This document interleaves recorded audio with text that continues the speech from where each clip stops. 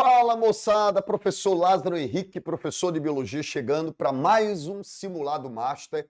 Esse é o nosso quarto simulado Master Enem 2025, prova de ciências da natureza, segundo dia.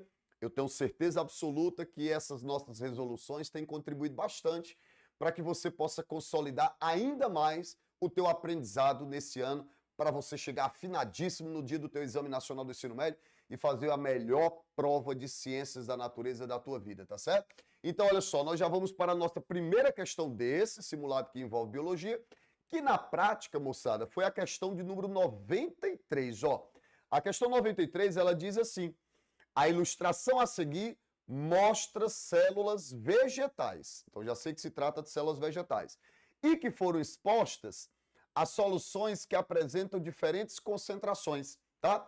De modo que ele afirma as setas vão representar o fluxo de água entre o meio intra e o meio extracelular. Você está vendo as imagens aí, a célula A célula B, tá? Na célula A, perceba que a água está saindo, na célula B, ela está adentrando a célula. Antes da gente gabaritar a nossa questão 93, rapidinho, vem para cá, ó.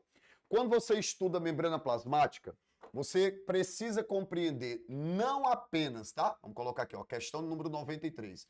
Você precisa saber não apenas a composição química de uma membrana, que a gente sabe que é lipoproteica, né? Aquele modelo mosaico fluido, como você precisa também estudar, ó, fisiologia da membrana. Ô, Lázaro, o que é que significa estudar a fisiologia da membrana? Simplesmente nós compreendemos como é que se dá os mecanismos de transporte de substâncias através da membrana plasmática, tá? Com isso, a gente aprende o que é uma difusão, o que é uma osmose. Na questão 93, como ele falou do movimento da água através da membrana plasmática, você já sabe que se trata de um movimento que osmótico, tá? Então, conceitualmente falando, me ajudem, o que que significa um movimento osmótico? Ah, professor, tranquilo demais, ó.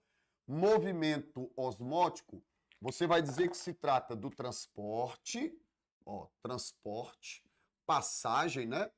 Transporte, movimento, é o transporte, é o movimento da água, é o movimento da água de forma espontânea. Então, movimento espontâneo, movimento da água de forma espontânea, através da membrana plasmática. Então, esse movimento que a água faz através da membrana plasmática de maneira espontânea, você chama de movimento osmótico. Ei, professor, se fosse um soluto e não a água, se ao invés da água, que é o solvente, quem estivesse se transportando espontaneamente através de uma membrana, seria uma difusão. Aí você lembra que as difusões elas podem ser simples ou elas podem ser facilitadas. Uma difusão é classificada como simples quando a substância atravessa a membrana plasmática por aqueles pequenos espaços entre os fosfolipídios. Aí a difusão é simples. Se o movimento da substância, do soluto, através da membrana plasmática se dá pelos canais, canal de sódio, canal de potássio, canal de cloro, aí você diz que o movimento é uma difusão facilitada. Agora, quando é a água, todo movimento espontâneo da água é um movimento osmótico. A água é o solvente. E água, galera, só se movimenta de maneira espontânea. Sempre de forma o quê? Passiva. Não haverá gasto, portanto, de energia nesse movimento da água. Outro detalhe que você nunca pode esquecer, quando é a água que está se movimentando, sempre do meio hipotônico, para o hipertônico. Professor, eu tinha aprendido que um movimento espontâneo, que é um movimento que não gera gasto de energia, que é um movimento passivo, o senhor não tinha explicado que a substância vai de onde ela está mais concentrada para onde ela está menos? É. Mas isso é quando nós estamos falando, meus queridos, de soluto. Quando é o soluto que está se movimentando, o soluto vai sempre do meio hipertônico para o hipotônico. Nós estamos falando de água. A água tem que se deslocar de onde ela, a água, tem mais para onde ela, a água, tem menos. Se é de onde a água tem mais, meio o quê?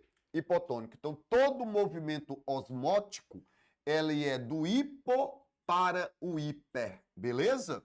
Esse é o movimento da água de forma osmótica. Então, por exemplo, se você observar na questão de número 93, tá? Na questão do número 93, observe que a célula A, ela está perdendo água. Se ela está perdendo água, o movimento está indo de onde? De dentro para fora. Então, essa célula, a célula A, ela foi colocada em um meio hipertônico. Por quê? Quando eu coloco uma célula em meio hipertônico, ela vai perder água por osmose. Ao perder água por osmose, o volume dela diminui. Quando uma célula perde água, volume diminui. Ela murcha. Há um termo técnico que a gente utiliza quando a célula murcha, quando ela perde água, que você disse que ela plasmoliza.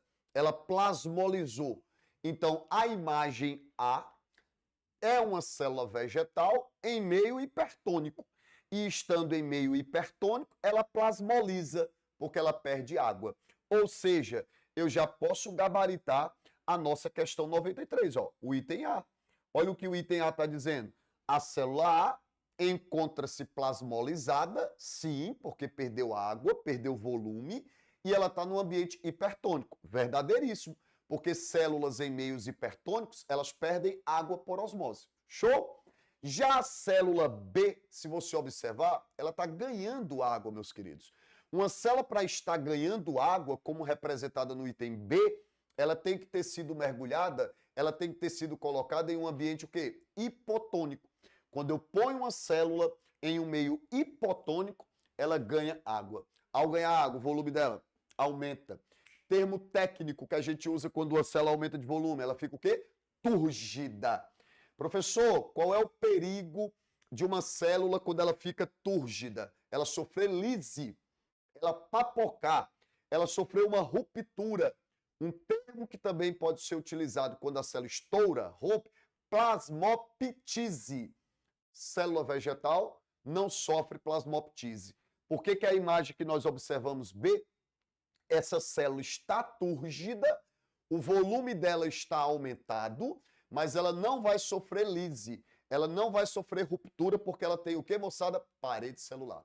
As células dotadas de parede, elas não sofrem lise, elas não estouram, elas não sofrem ruptura. Tranquilo?